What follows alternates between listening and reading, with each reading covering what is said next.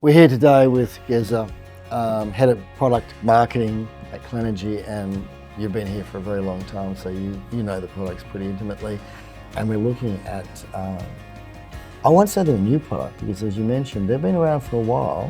They've been around since 2019. So this is our thin interface or L bracket. So we're using this on our roof now.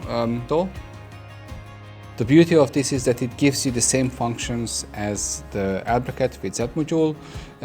It has the penetration for the roof, it comes with the EPDM, and it has the height adjustment. The beauty of this one is that instead of Z module, it uses the adjustable ezClick connection for the interface to rail connection, which allows more flexibility when installing. So the rail simply just sits on top and just clicks in. You can adjust position of the rail slightly easier than the Z module, and there are two benefits. One is that it is open here for the Z module channel, which allows you to do cable management, and secondly, when you do the cable management in it, you can use cable cover, which clicks in.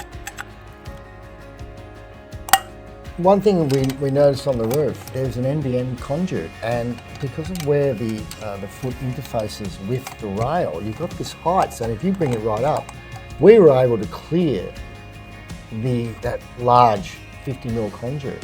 That's right, it gives you a slightly higher rail position. Yeah. The adjustment range is the same, but the actual starting and finishing position of the rail is a bit higher, which is very practical when you have obstructions on the roof. Instead of the splice, which is everyone familiar with the two bolts, we're using a splice which just clicks in. So as you can see, there is a pin which grabs into the rail. So that allows you just to slide it in, and that's it.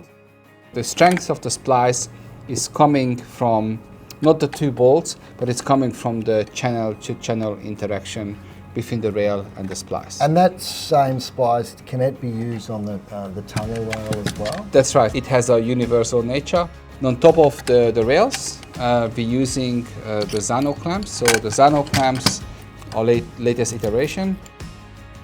As you can see, it doesn't have the Z module. It also uses sort of a claw which clicks into the Z module channel of the rail.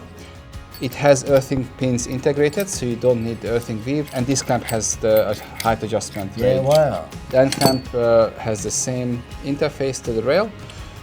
It also has the height adjustment, and there's a separate profile for the mid and an end clamp. So another feature for the Zano clamp is that it has a larger surface area, which allows you to go into corner or edge zones if you really have to. Yeah.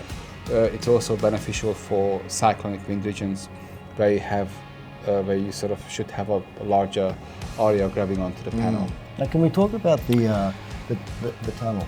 So the tunnel rail works the same way with the ezClick thin interface, so it can be installed the same way. So the tunnel rail has two purposes, so to say.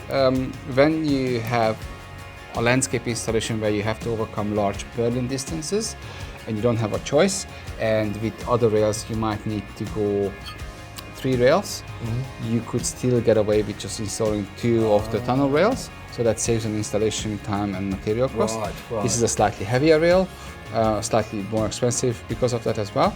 Furthermore, as you can see, because it's an open channel, it can be used for cable management. So the top still has a Z module channel, it still works beautifully with the Zano clamps or with the Z modules, and then this cover works on top of it, so you just place it on top. Apart from that, we're using our Akashi commercial lugs, which has two channels, as you can see. One is smaller, the one is larger.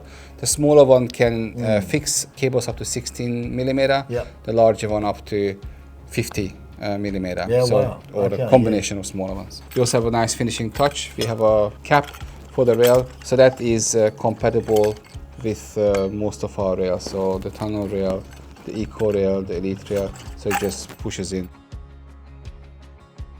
This is a disconnection point. Where you normally just use stainless steel cable ties and cable clips under the panels, and then those orange stickers, this can be installed, clipped onto the side of the panel, so it clicks onto the panel frame. Those two grub screws hold it in place, and then you have little corrugations here which allows you for stainless steel cable ties to hold the cable, and then this is your disconnection point. So Yeah, right. So it's much easier to find. And they're stamped PV stream disconnection, which is great because, as anyone knows, labels are not a good alternative to something that's actually stamped into That's the going to metal. stay there forever. With installers out there looking at this Clenergy product, you can straight away see the advantages of what you're showing us right now. And our guys right at this point in time are going through their paces, and they've never installed this foot and these mid and end clamps, so it'd be great to see their reaction and their feedback.